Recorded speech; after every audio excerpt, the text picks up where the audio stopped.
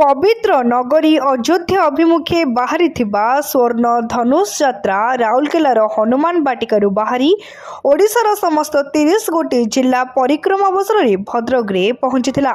एही स्वर्ण धनुष भद्रक राणीतोल रे पहुंचवा परे श्रीराम महायज्ञ समिति पक्षरु एक भव्य बाइक शोभायात्रा माध्यम भद्रक डाहाणी गड़िया पर्यंत पाछुटी अणा जाइथिला।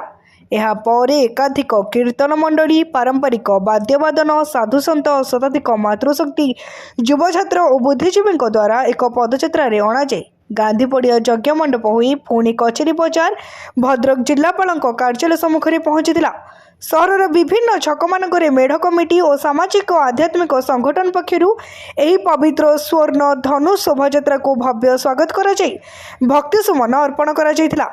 ଏହି ଶୋଭାଯାତ୍ରାରେ ସ୍ଥାନୀୟ ବିଧାୟକ ସିଦ୍ଧାନ୍ତ ଶେଖର ମହାପାତ୍ର, ବିଜେପି ଜିଲ୍ଲା ସଭାପତି ଭଗବାନ ପଣ୍ଡା, पंडित संग्राम आचार्य, पंडित वीरेन्द्र पंडा, बासुदेवपुर बीजेपी नेता बाणी कल्याण महांती, बंत बीजेपी नेता सुधांशु नायक, समितिर सभापति वरिष्ठ आईनजीवी नित्यानंद नायक, कार्यकारी सभापति बोमकेश सेनापति, साधारण संपादक शरद पढ़ियारी, उपसभापति त्रिलोचन नायक, संयोजक गोविंद चंद्र राउत, संपादक स्वाधीन सुंदर दास, आईनजीवी तुषारकांत दास प्रमुख उपस्थित होगा बेले बहु श्रद्धालु रामसेना सामिल थिले। भद्रकरू पुनील कुमार सामंत रिपोर्ट, तीर्थक्षेत्र लाइव।